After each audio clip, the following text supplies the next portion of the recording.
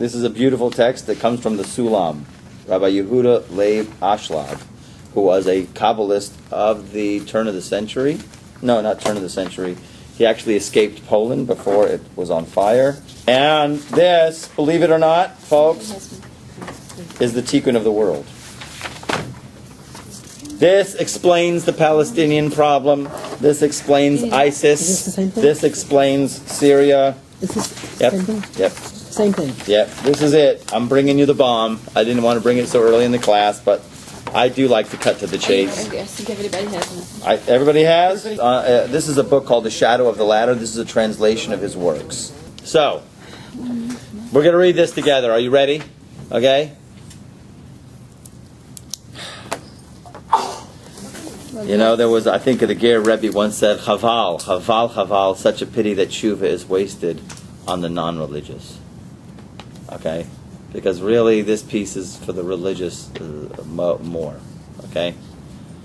And you'll see why. Now you must know that everything, everybody with me on paragraph 5 there? Now you must know that everything has an inner aspect and an outer aspect. Okay? Everything has an inner and an outer. Okay? Everything in the world has an inner and an outer. In the world as a whole, Israel, the seed of Abraham, Isaac, and Jacob, is considered to be the innermost aspect. The 70 nations are considered to be the outer aspect of the world. Within Israel itself, there is an inner aspect which consists of those people who are seriously committed to their spiritual work of serving God. And there is an outer aspect consisting of those who are not involved in spirituality. Okay? As you can see it in Israel. You have the Chilonim and then you have the Datim. Okay? And they all love each other. Mm-hmm. Likewise, among the nations of the world, there is an inner aspect which consists of the saints of the world, and an outer aspect which consists of those who are destructive in course. So in other words, if you want to draw a circle, I didn't draw a circle on any of these. I would have one with a diagram. Just picture a ball. Just write a circle. Okay, big circle. Here, I got a pen. You got a pen? And a pen? Does it work? Awesome. Okay, so first you'll have here. This is Israel. In the inner center circle of Israel are those people who are dedicated to spirituality. The people in the outer are not dedicated to spirituality. Okay? And then outside here, you'll have the nations of the world. And in the nations of the world, the inner part are the righteous nations of the world. And outer are those entities which he called destructive in course. Okay? Okay? Got it? Inner, outer. World, inner, outer. Okay? Even amongst those of Israel who serve God, there is an inner aspect and an outer aspect. Okay? Even the Datim have an inner and an outer. We get to go inner and outer, inner and outer. You're going to have to take this with you, even though I want it back. Datim means the people that are not observed. Datim. That is religion. Even amongst those of Israel who serve God, everybody, all the Datim, you know, you'll agree with me that there are different types, right? There's an inner, but he calls them inner, outer. You want this back, or you want the pen? No, the inner, okay, the inner aspect of those people who are privileged to understand the soul of the innermost aspects of the Torah and its secrets. And the outer part consists of people who only deal with the practical aspects of the Torah. I don't know if you're familiar with those who learn in yeshiva, right? I know because I come from that world, okay? They call it pshat. Pshat means the simple understanding, the surface understanding, just the simple understanding. They dedicate their lives to just knowing pshat. They sit, they study Talmud day and night, which is great. It's awesome. But you'll see. Okay? All this can also be considered likewise in one individual person. Follow me. Each individual has an inner and an outer. This is quite easy to understand. The individual has within him or her the innermost aspect, which is the aspect of Israel within the person. This is the point of divine light within his or her heart. He or she also has an outer aspect, which corresponds to the 70 nations of the world and relates to the will to receive. We spoke about this before in earlier classes. The body. These internal nations of the world have the capacity for transformation. They can cleave to the innermost divine part of the person's soul, and they then become like the righteous converts who join with the community of Israel. 66. A person may reinforce and respect his or her innermost aspect, which is the aspect of Israel within the person, over his or her external aspect, which is the aspect of the nations of the world within a person. He or thee then strives to put most of his or her energy and labor into increasing and enhancing his or her innermost aspect for the soul's sake.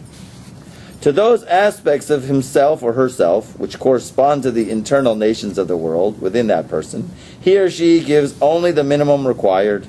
That is to say, that the person only gives the minimum to his or her wills to receive in taking gratification, self-gratification for oneself. According to what is written in the Ethics of the Fathers, make your Torah your main occupation and your work secondary to it. The person's deeds affect both the inner aspect and the external aspect of the world as a whole. He or she causes the spiritual level of Israel to go up, and the nations of the world, which comprise the external aspects of humanity, then recognize and value Israel. Stop. Let's just go here. Okay. We have, in the world we see there's an inner and outer. Israel's in the center, the nations are in the outer. In your own self you have an inner and an outer. Okay? You'll call the innermost your soul, and the outermost the nations. Okay? We are a micro of a macro. Believe it or not. Okay? Genie in a bottle. Okay? I don't know about that. But anyways, it's a micro of everything. So now, what are you going to put as a priority? What is going to be your priority concern? What are you going to pay more attention to? Your outer or your inner? Now, if a person looks and he says, I have a soul, I must take care of my soul, I have to feed my soul, I have to make sure my soul is doing what's right. And the body, and it convinces the body to go along with it, right? And slowly it weans itself off of its egotistical patterns and selfish habits.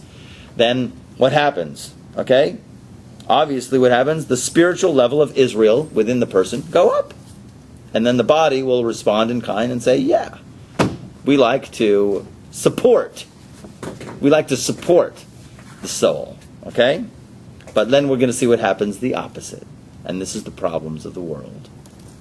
But if, God forbid, the opposite occurs, that an individual of Israel reinforces and values his or her outer aspects, which is the aspect of the nations of the world within him or her, and above his or her inner aspect of Israel, then according to the prophecy of Deuteronomy, chapter 28, the stranger that is within you, which refers to the external aspects of the person, will prevail over you higher and, turn the page if you can find it, and higher. As you are in yourself, in your innermost aspect, in your aspect of Israel within you, will go down further and further. This is in the passages of Deuteronomy. Then the person causes by his or her deeds that the externality of the world, which is the nations of the world, ascends higher and higher, and has the power over Israel, and humiliates it to the dust, and they that are the innermost aspect of the world go down further and further, God forbid. In other words, if a person gives more precedence to his ego, his body, or the external aspects to himself, what is your I?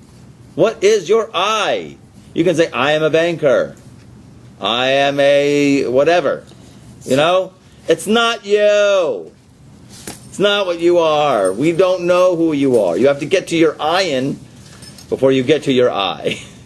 You have to get to your nothingness before you really experience your I. Would you say that it's equals to assimilation. The more assimilated. This is what's happening now in the world, and you'll see it. Okay, he explains it in the words. Okay, as if a person gives, and this is really what happened with Adam in the Garden of Eden.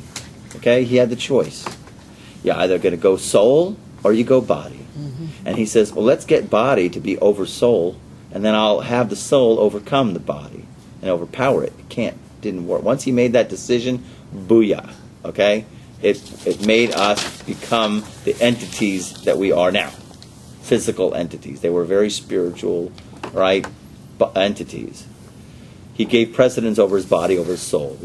Our choice is what? We have to get in touch with the innermost aspects of our soul and nurture it, feed it, right? We have to really put it up there in terms of our priority.